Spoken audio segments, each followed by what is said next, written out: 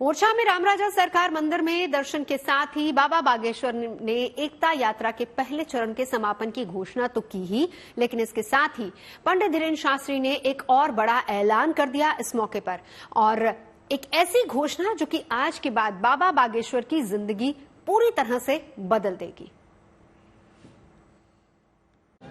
हमने संकल्प लिया, यहां से हम अपने जीवन की एक नई शुरुआत कर रहे हैं। कथा भले ही थोड़ा कम करेंगे, दरबार और धाम की सेवा थोड़ा कम करेंगे। इस देश की सबसे बड़ी बीमारी जात पात भेदभाव और छुआछूत के नाम पर जो राजनीतिक रोटियां सेंकी जाती, हिंदुओं को लड़वाया जाता, हिंदुओं को कमजोर किया जाता, हिंदू बहन बेटियों पर अत्याचार किया जाता, अस्मिता उनकी इज्जत को लूटा जाता। उसके लिए अब हम सड़कों पर उतरे रहेंगे।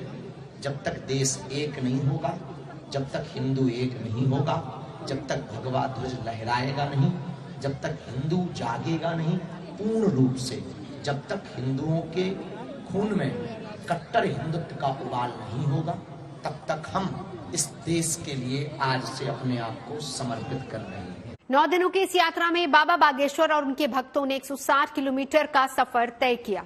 बागेश्वर धाम से 21 नवंबर को इस यात्रा की शुरुआत हुई थी। इसके बाद 22 नवंबर यानी कि दूसरा दिन यात्रा का पड़ाव पेप्टेक टाउन में था।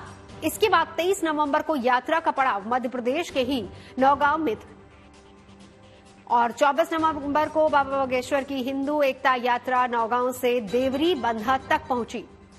25 नवंबर की सुबह देवरी बंधा से एक बार फिर से यात्रा शुरू हुई।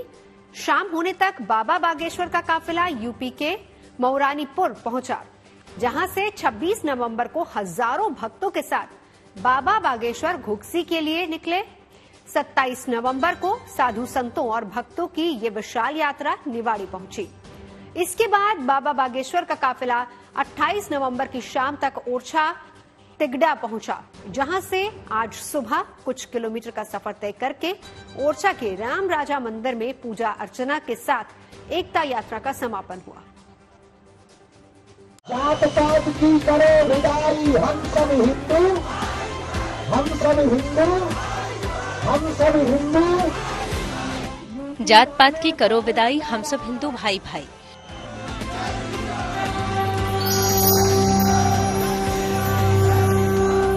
नौ दिन पहले इसी नारे के साथ सनातन हिंदू एकता पदयात्रा पर निकले थे बागेश्वर धाम के पीठाधीश्वर पंडित धीरेन्द्र कृष्ण शास्त्री। हिंदू समाज को एकजुट करने के उद्देश्य से शुरू हुई इस यात्रा में पंडित धीरेन्द्र शास्त्री बागेश्वर धाम से ओरछा के राम राजा मंदिर तक करीब 160 किलोमीटर का सफर पैदल तय करने का प्रण लेकर चले थे।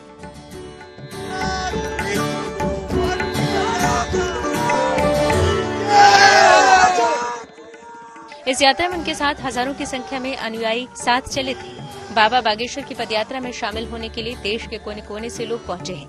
कोई बिहार से पहुंचा तो कोई महाराष्ट्र से, कोई ओडिशा से आया तो कोई नेपाल से यात्रा में शामिल होने पहुंचा।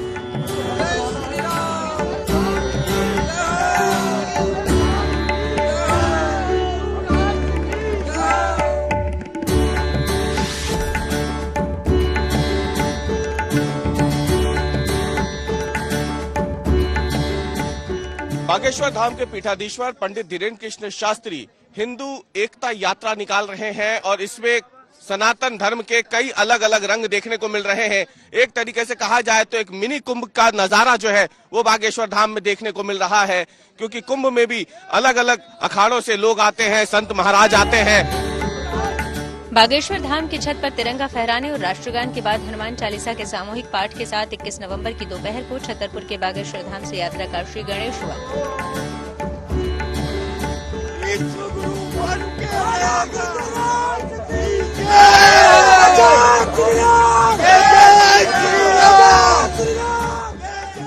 हर तरफ श्री राम के जयकारे, भजन कीर्तन की गूंज, भक्तिभाव में झूमते नाचते गाते हजारों भक्तों के साथ राम राजा सरकार के दरबार की ओर चल नंगे पांव निकल पड़े थे बाबा बागेश्वर।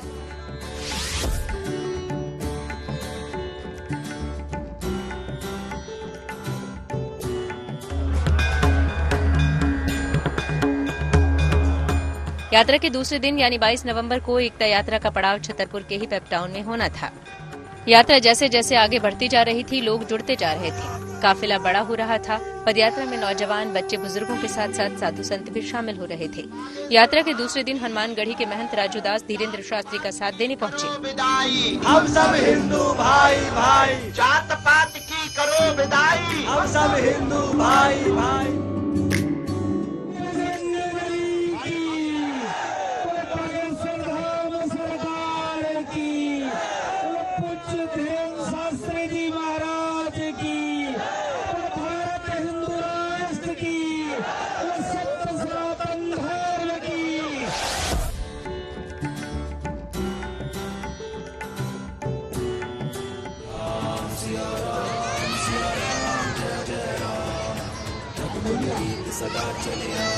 तीसरे दिन एकता यात्रा का पड़ाव नौगांव से होना था। आगे बढ़ती एकता का जगह जगह फूलों से स्वागत हो रहा था।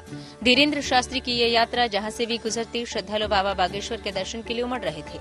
भक्तों से मिलते मिलाते बाबा आगे बढ़ रहे थे। जहां थकान लगती वहां बाबा थोड़ी देर के लिए विश्राम के लिए रुक जाते और विश्राम के बाद फिर पूरा काफिला आगे निकल जाता। यात्रा के तीसरे दिन अपने बयानों से सुर्खियों में रहने वाले तेलंगाना के बीजेपी विधायक टी राजा भी पंडित धीरेन्द्र शास्त्री की यात्रा का समर्थन करने पहुंचे।